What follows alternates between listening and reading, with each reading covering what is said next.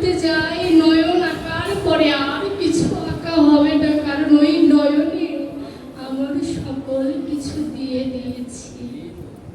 আর চরণ থেকে যদি অঙ্কন করতে যাই ওই চরণেও আমি সকল কিছু দিয়ে দিয়েছি, তবুও আমার আঁকা হবে না। তাই আমি মধ্যদেশ থেকে অঙ্কন করেছি। রাধারানীর চিত্রটা অঙ্কন করার পরে হাতে যখন বাঁশি অঙ্কন করেছে, গোবিন্দকে বলছো, গোবিন্দ হে মাধব একবার বাঁশি বাজাও, একবার হা রাধে বলে বাঁশি বাজাও। রাধে বলে যদি বাঁশি বাজাতে নাই পারো, একবার পঞ্চম তানে মৃত্যুর সুরে বাঁশি বাজাও। আমার এই দেহ থেকে প্রাণ পাখিটা চলে যাক। আমার রাধারানী মৃত্তিকার উপরে নয়ন জলে কেঁদে বলছে, হা প্রভু তুমি কবে আসবে, তোমায় কতদিন দেখি না। রাধারানী ক্ষণিক না দেখলেই তার নয়নে জল আসে, বোধ তোমায় কতদিন দেখি না। আমার মতো ব্যভিচারী সেই মাতৃগর্ভে একবার দর্শন পেয়েছিলাম, আর দর্শন হলো না। আমার ভেতরে তো এমন অনুশোচনা আসে না, প্রভু তোমায় কবে দেখা পাবো, কবে তোমায় পাবো, একবারও বলে দাও না। হয় না আমার সেই কৃষ্ণ নাম,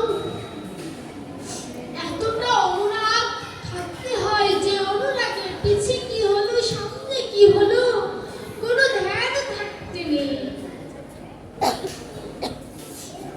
কোনো দিকে ধ্যান থাকতে নাই। যদি বলি রাধারানী তো রাধারানী, তার সাথে তার কারোর তুলনা চলে না, এমনও প্রমাণ কি আর কোথাও আছে যে রাধার মতো করে কৃষ্ণ নামে কেঁদেছে?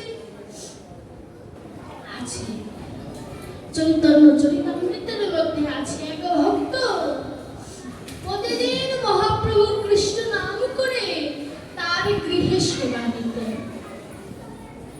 একদিন আমার গোবিন্দ লাউ মোচা এগুলো খেতে খুব পছন্দ করে আমার গৌরহরি।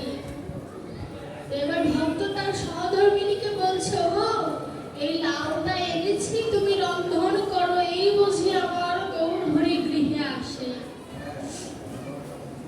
গৌরহরি বাড়ির চতুর্দিকে কৃষ্ণ নাম করছে। ওই সহধর্মিনীর ছিল আমার ছোট্ট একটি ছেলে। ওই লাউ কাটতে কাটতে কখনো যে কৃষ্ণ নামে মনটা দিয়ে দিয়েছে সে জানে না।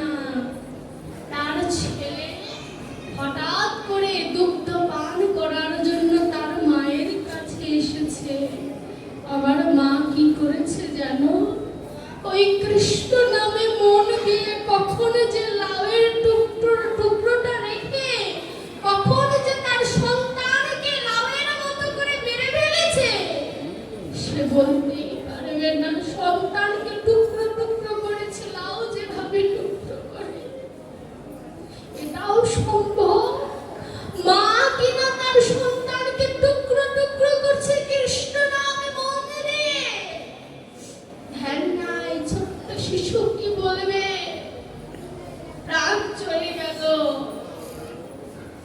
সারা ঘর রক্তাক্ত, মায়ের কোনো ধ্যান নাই। যখন ভক্ত ঘরে এসে দেখে এত রক্ত, তার সহধর্মিনীকে বলছে, ওগো তুমি কি করেছো? তুমি তোমার নিজের ছেলেকে হত্যা করে ফেলেছো কৃষ্ণ নামে মন দিয়ে। যখনই নিজের দিকে তাকিয়েছে, সহধর্মিনীর মুখে আর কোনো কথা নাই, নির্বাক হয়ে গিয়েছে। সন্তানের ওই টুকরো করা ওই অংশগুলো নিয়ে বলছে, প্রভু তোমার কৃষ্ণ নামে এত জ্বালা, মা যাতে কলঙ্ক হয়ে যাবে, প্রভু তুমি নিজে এসে রক্ষা করো। আমার এমনও হয়, আমার তো হলো না, এমন হয় না, এখন হয় না বললেই চলে, এমন ঘটনা এখন আর হয় না। গৌরহরি এলো, ঘরে এলো,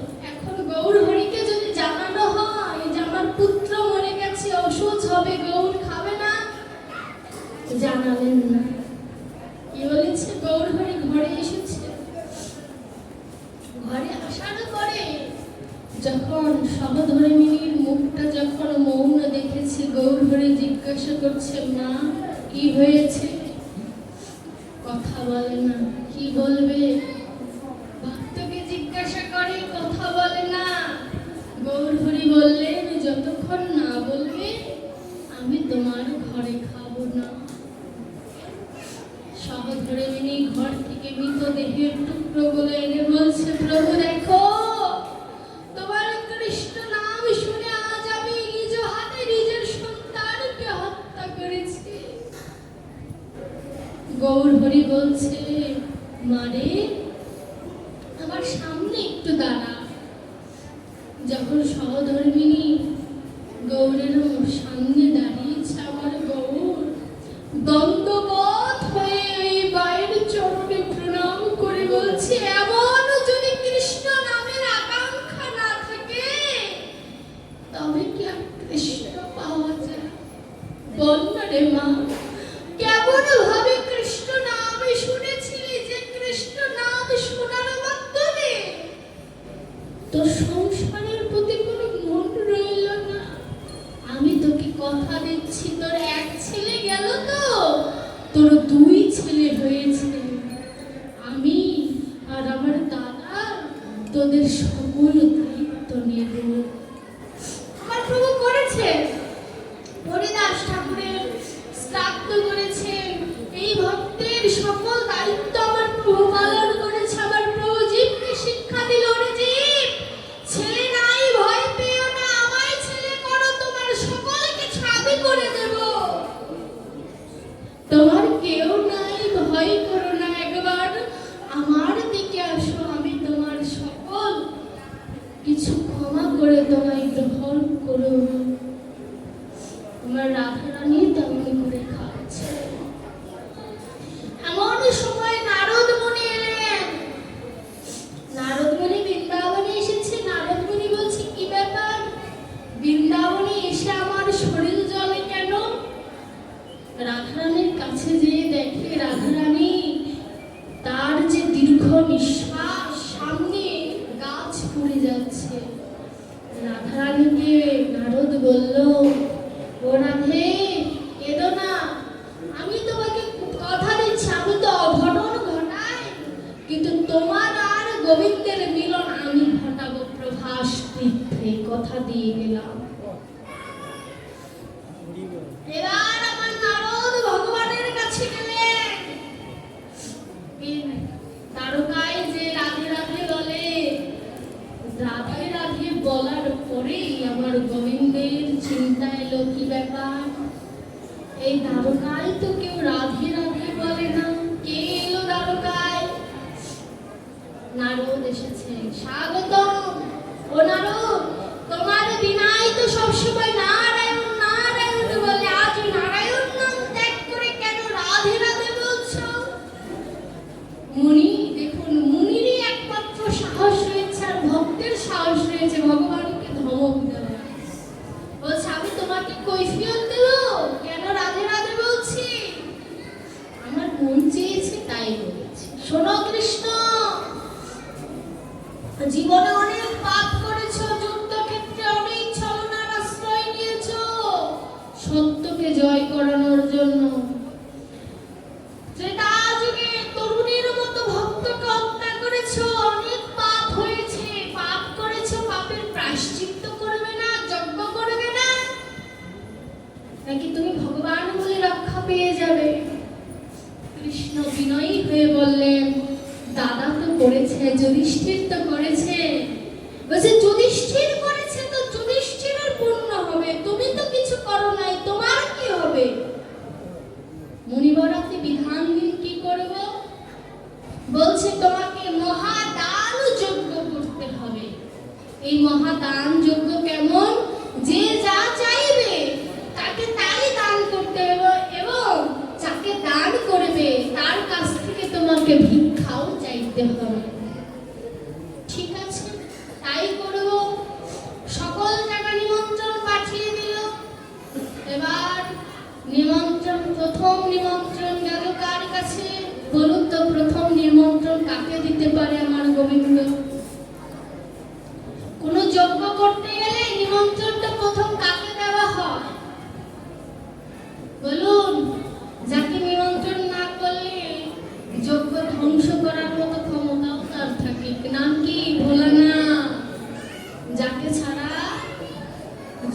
হলে কি হয়? শ্বশুরের মাথা কেটে ছাদ বন্ধ বসাতে হয়েছে। নিমন্ত্রণ দিল ভোলানাথকে, সকল জায়গায় নিমন্ত্রণ পাঠায়। বলরাম দাদা বলছে, ও ভাই, বৃন্দাবনে নিমন্ত্রণ হয় না। তখন আমার কৃষ্ণ বলছে, বৃন্দাবনে যে নিমন্ত্রণ পাঠাবো তাদের কোন ভাষায় নিমন্ত্রণ দেব তা তো আমার জানা না।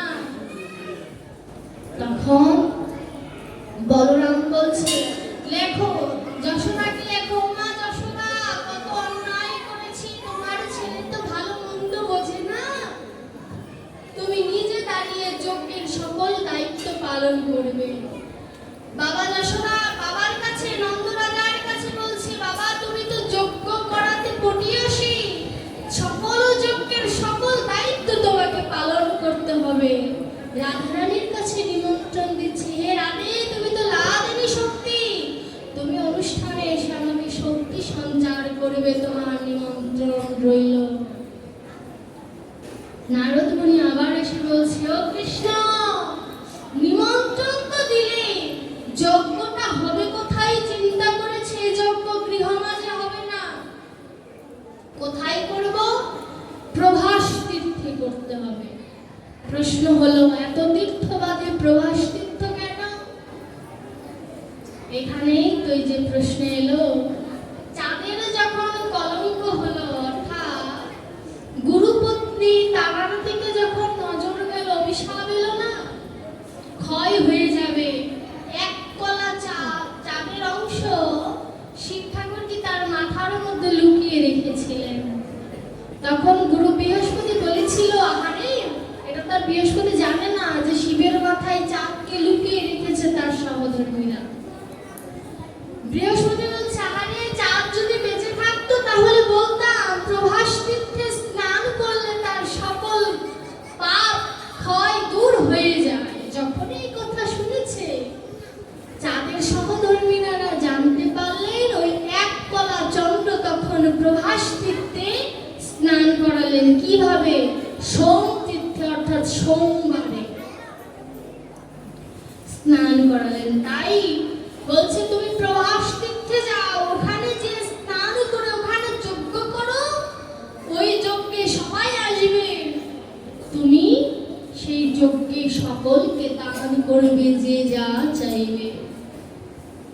এবার না সবার কাছে যখন চিঠি গেল, মা যশোদার অবস্থাটা কেমন ছিল? মা যশোদা কৃষ্ণ নামে কাঁদতে কাঁদতে চোখে ছানি পড়ে গেছে, কিছু দেখে না। যখন ওই বার্তা এলো, মা যশোদার নয়ন জলে কেঁদে বলছে, ওরে বাছা, এতদিনে আমার কথা মনে পড়ল। মা যশোদা বিভিন্ন রকমের ননি ছানা নিয়ে গেলেন, রাখালরা পাকা পাকা ফল নিয়ে গেলেন। রাধারানী চিন্তা করছে, আমি কি নিয়ে যাব? আমি এমন কিছু নিয়ে যাব আমার উপহার যাতে ওদের সাথে মিশে না যায়। আমি কি নেব জানো? আমি পিনে সুতার মালা নিয়ে যাব, যে সুতায়, যে মালায় কোনো সুতা নাই। এ আবার কেমন মালা? আমি মালায় ফুল বানাবো কি জানো? আমার দেহের সকল ভক্তি দিয়ে আমি সেই মালা তৈরি করব। রাধারানীর মতো এই ভাবটা তো আমাদেরও হওয়ার কথা ছিল, তাই না বাবা? আমরা সৌভাগ্যবান যে আমরা মাধবের আশেপাশে থাকি, কিন্তু প্রতিদিন কয়জনের ভাগ্যে হয় আমি জানি না মাধবকে দর্শন করা। এটাই হয়, এটাই নিয়ম। যে বলে না, গ্রামের ফকির গ্রামে ভিক্ষা পায় না। যশোমাধবকে দেখতে দূর দূরান্ত থেকে আসে, কিন্তু আমরা আসি না, এটাই নিয়ম। এবার কি করেছে?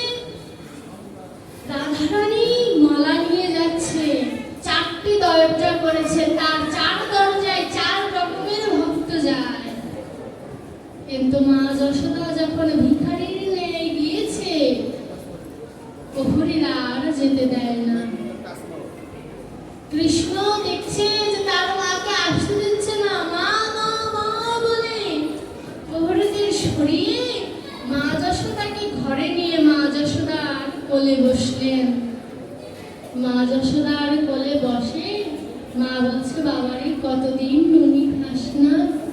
পনির খাওয়া কি ভুলে গিয়েছিস? আর আমার গোবিন্দ বলছে, মা গো আমি ভুলি নাই, তুমি ভুলে গিয়েছো খাওয়াতে। দেখুন, আমরা যখন সুখে থাকি ভগবানের কথা আমাদের মনে থাকে না, কিন্তু দুঃখে থাকলে ভগবান রক্ষা করো, তুমি ছাড়া আমার কেউ নাই। এমন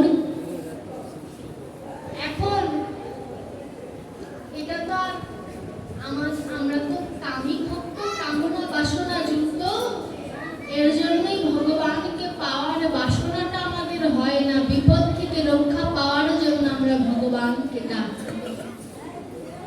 যখনই মা যশোদা খাওয়াতে যাবে, দেবকী এসে বাধা দিচ্ছে, দাঁড়াও যশোদা, ওটা আমার কৃষ্ণ, তোমার অধিকার নাই খাওয়ানো, চলে যাও।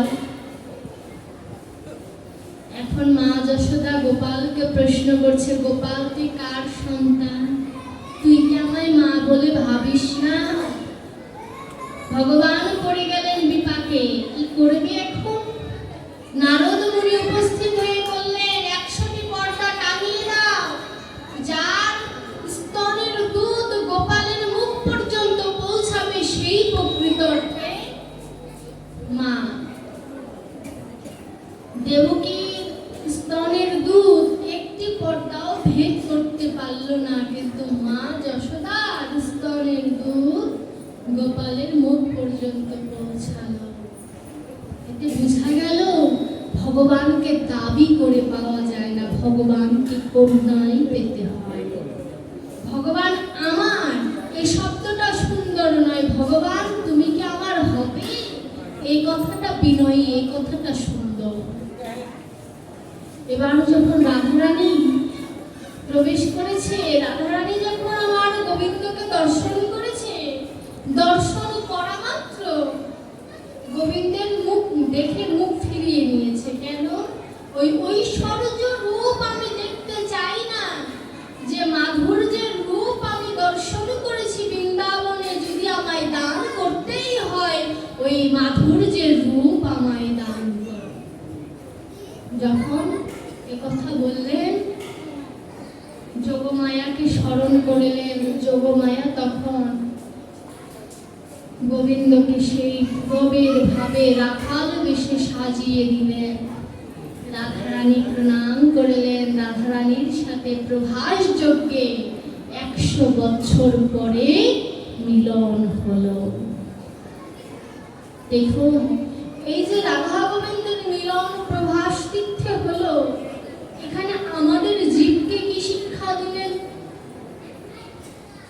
জীবকে শিক্ষা দিচ্ছে যে রাধারানী 100 বছর দূরে ছিল, তার লম্বা একটি কাহিনী আছে, কেন সে 100 বছর তাকে বিরহ পেতে হলো। এতে জীবকে শিক্ষা দিল, ওরে জীব, রাধার মতো কৃষ্ণ ভক্ত, তাকেও পাপের বোঝা টানতে হয়েছে, কৃষ্ণের কাছ থেকে 100 বছর দূরে থাকতে হয়েছে। তুমি তো সাধারণ মানুষ, সচেতন হও। জ্ঞানী অজ্ঞানী কত পাপ কত কর্ম করি, একবার কি ভেবে দেখেছি মৃত্যুকালে আমার কি হবে? সারা জীবন তো আমার করে গেলাম, কোনোদিন তো প্রশ্ন করলাম না যে সবাই তো আমার, আমি কার? প্রশ্ন করেছি? এই যে মাধবের কাছে আজ এসেছি,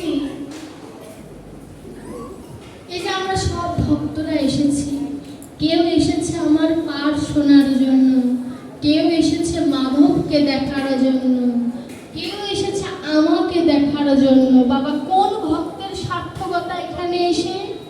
যে ভক্ত কিনা আমায় দেখার জন্য নয়, মাধবকে দর্শন করে উপলব্ধি করে তার কথা শোনার জন্য এসেছে, একমাত্র সেই ভক্তেরই এখানে এসে সার্থকতা।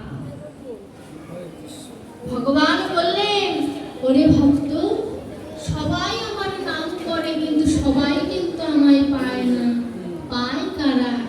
ওই যে শুদ্ধ ভক্তি সরল প্রেমে বাধা আমি আজীবনে, যারা শুদ্ধভাবে সরল প্রেমে আমাকে ভালোবাসতে পারে, আমাকে স্মরণ করতে পারে, আমাকে হৃদয়ে ধারণ করতে পারে, একমাত্র তারাই আমার হয়, তাদেরকে আমি নিজের মধ্যে একদম আষ্টে পিষ্টে নিয়ে, যাতে তাদের কোনো ক্ষতি না হয়।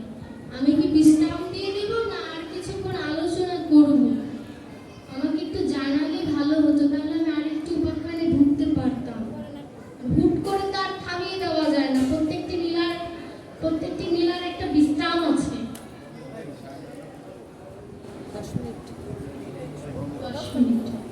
10 মিনিট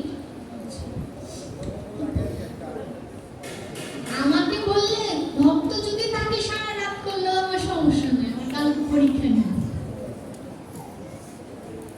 আপনারা আমাকে একটা সময় বললে আমি একটা উপাখ্যানের মধ্যে প্রবেশ করতাম।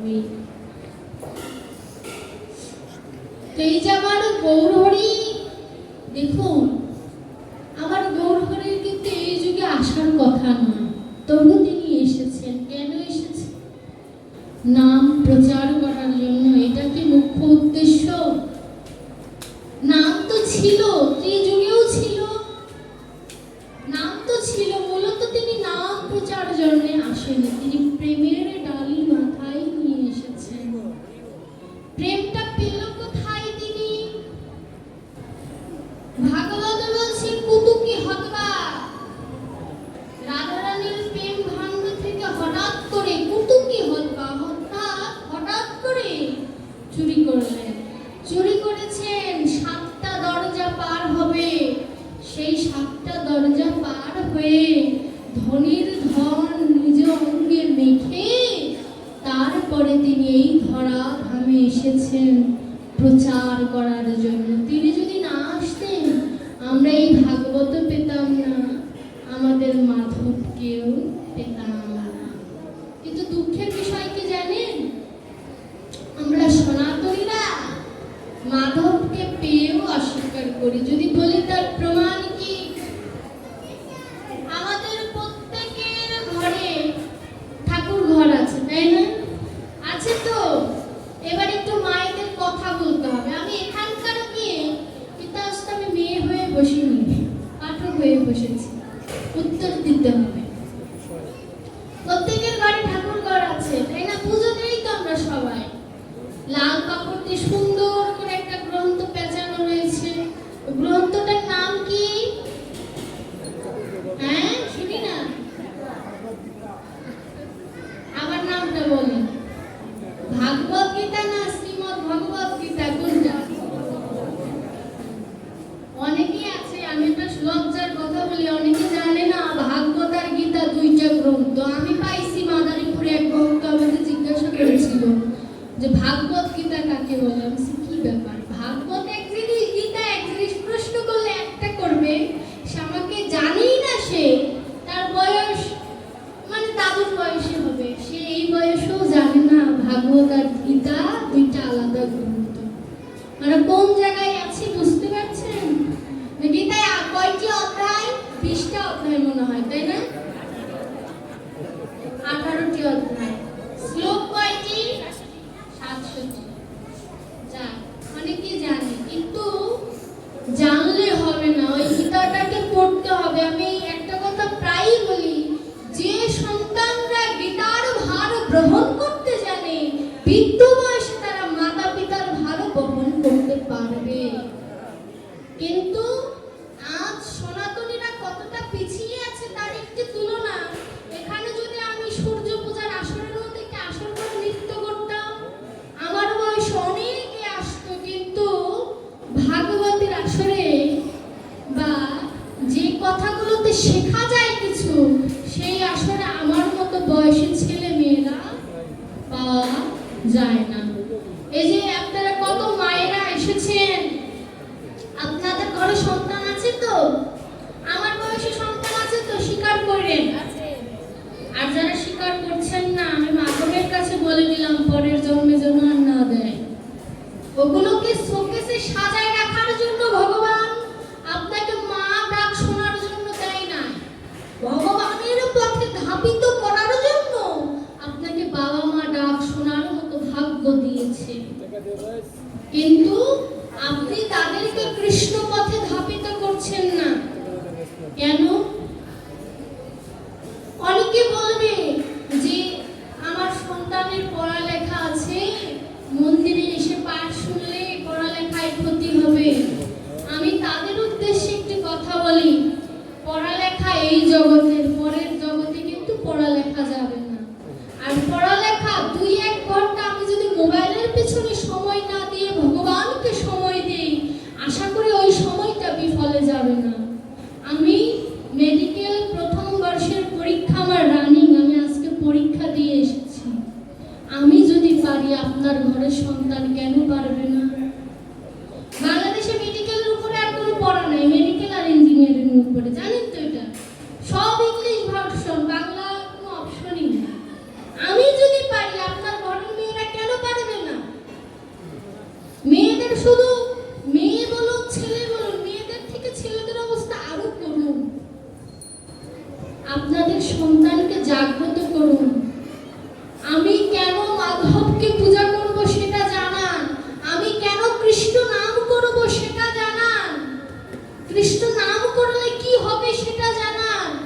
আপনি যদি তাকে না জানান, তাহলে সেও আপনাকে কোনোদিন ওই মৃত্যুর সময় কৃষ্ণ নামটাও আপনার কানে জানাবে না।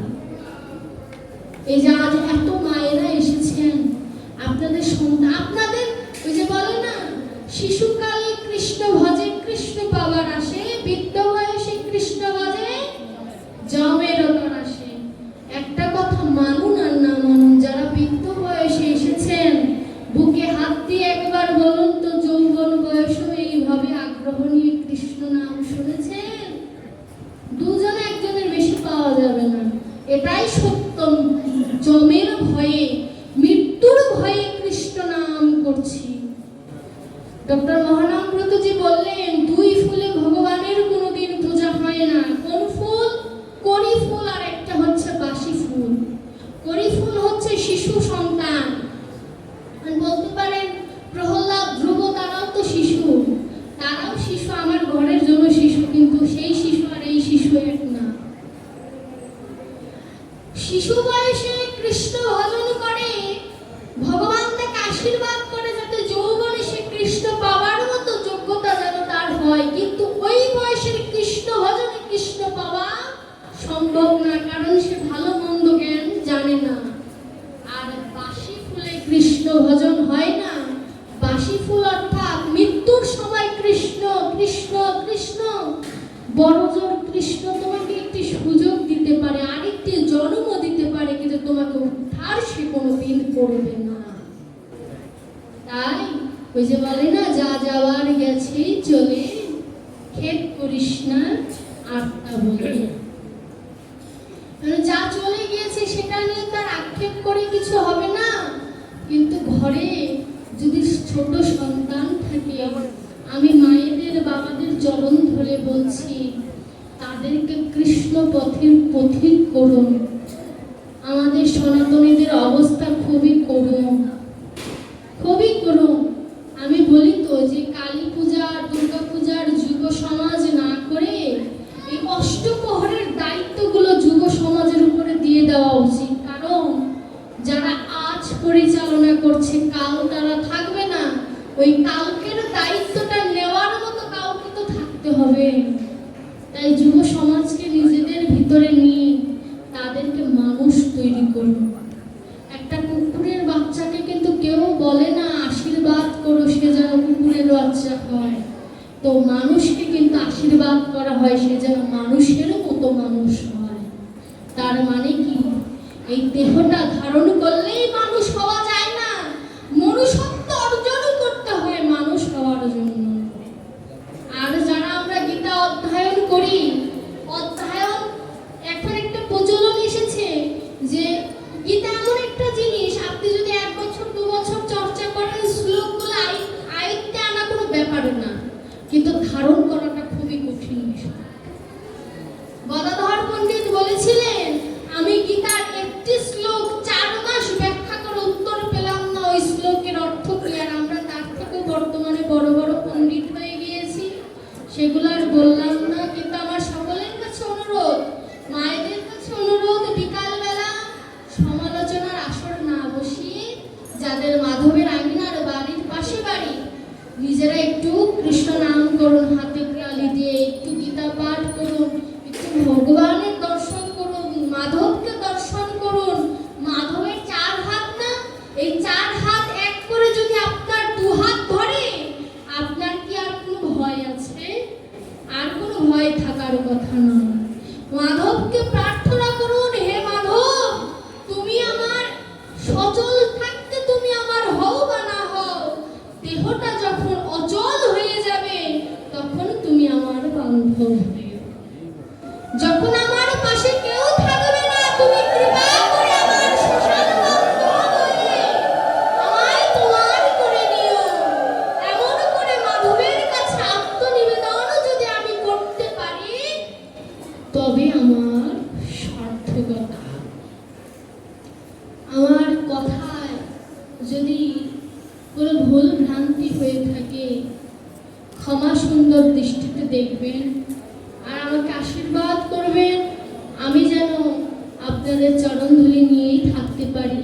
অনেকে আমায় চেনেন, আমি আমিনায় অনেকবার কীর্তন শুনতে এসেছি, অনেকেই হয়তো আমাকে চেনেন। আমি সকলের চরণ ধরে একটি নিবেদন জানাই, মাধব আবার কবে আনবে আমাকে জানি না, কিন্তু আমাকে এবং আমার পরিবার, আমার বাবা মা বোন সবাই এসেছে। যে পরিস্থিতিতেই থাকি না কেন, যত দুঃখ, যত কষ্ট, যত অপমান, লাঞ্ছনা, বঞ্চনার মধ্যে থাকি না কেন, মাধব তোমার উপরে নিবেদন করে গেলাম, তুমি সকল কিছু থেকে রক্ষা করো। তুমি আমার সকল, সব থেকে বড় বান্ধব তুমি আমার। ওই যে বলে না, মাধব যদি কাউকে উপরের দিকে টেনে নেয়, কারোর ক্ষমতা নাই তাকে নিজের দিকে টেনে না। তাই হে মাধব, তুমি আমায় আশীর্বাদ করো, আমি যেন আমার বাবা মা এবং আমার ঠাকুর দাদাদের মান রাখতে পারি। আমি যেন তোমার চরণে আমার সকল পাপ, সকল সুখ দুঃখ, সকল কিছু তোমার চরণে সমর্পণ করে দিলাম। তুমি হতভাগা সন্তানকে তোমার করে নিও। একবার তোমার ওই কৃপার হাত আমার মস্তকে বর্ষিত করো প্রভু, এইটুকুই তোমার কাছে আমার নিবেদন।